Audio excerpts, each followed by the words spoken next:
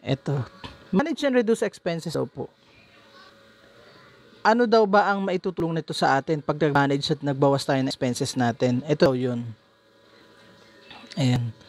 Halimbawa, kayo po ay nagso-soft drinks or bumibili ng tubig sa labas, palagay na natin na 20 pesos kada isang pirasong bot or lata, 'di ba? Nakakadalawang piraso kayo sa isang araw. Magkano daw ba siya? Sa monthly cost niyan ay 1,200. At ang annual cost niyan ay 14,400. Pero kung ilalagay natin sa tamang investment yung 14,400, binawasan mo yung mga expense mo na hindi mo naman kailangan na, sa 12% at 20 years meron ka 1.2, 'di ba?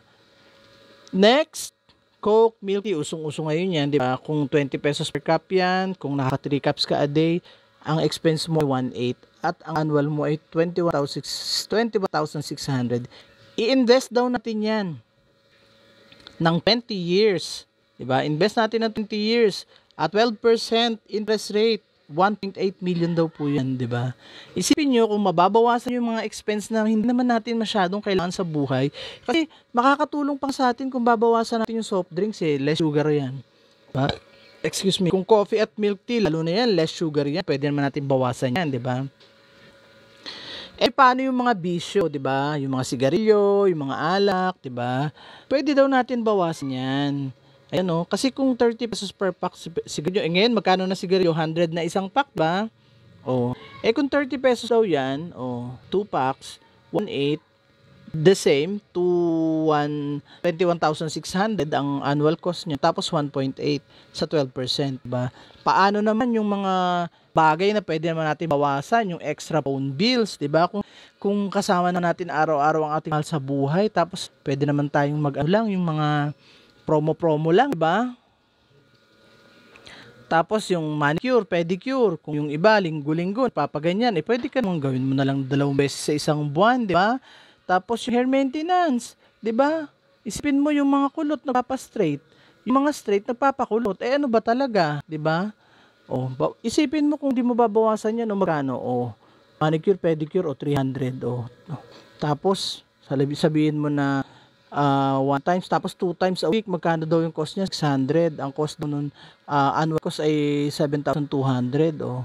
Pag in-invest mo siya, 600K in 20 years. So, 12% interest, diba?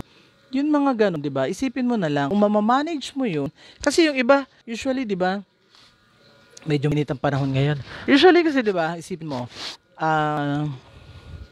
sumahod ka, 'di ba? Sumahod ka. Gusto mo mag-enjoy gusto mo ilibre yung pamilya mo Kaso lang pinili mo yung mahal. Nagsangjup kayo na eat all you can or whatever. After noon wala nang natira sa sweldo mo, 'di ba? Kung ang sweldo mo 10,000, ikinain mo ay 8,000, di 2,000 na lang natira sa pera mo, pagkakasyahin mo yun hanggang sa susunod na sahod, di ba? As isipin mo naman, di ba? Tansya lang din sa sarili natin, mahirap din yung ganun. So yun, kung mamamanage mo at mabawasan mo yung expense na yun, I'm sure magkakaroon ka ng leeway for your investment na kung saan someday magbibigay sa'yo ng additional income or mag-i-increase ang cash flow mo pag nawasan mo yung na yan, ng mga sobra-sobrang expense na yan na pwede namang bawasan, di ba?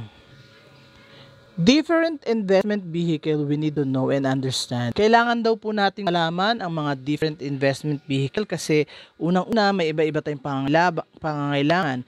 Meron tayong kailangan natin sa education, meron natin kailangan natin sa healthcare, meron naman kailangan nating insurance para sa ating pamilya, yung mga ganon.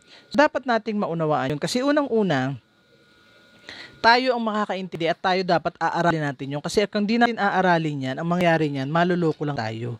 So, iwas panloko to pag-aaralan mo yung mga bagay bago mo pasukin, di ba? Next, ito na ang hinihintay ninyo. Paano ba nagtatrabaho ang pera natin sa mutual fund?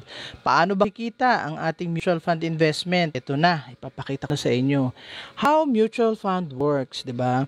Kung halimbawa po ay kayo ay nag-invest, ikaw ay investor, ayan na ito. Investor ka, nagsama-sama ang iyong mga pera dito at ininvest nyo sa mutual fund companies. May mga mutual fund companies, mamaya papakita ko kung ano yung mga mutual fund companies na yun. Ininvest nyo siya sa mutual fund company, dito sa mutual fund company, at dito sa mutual fund company ay may fund manager ka na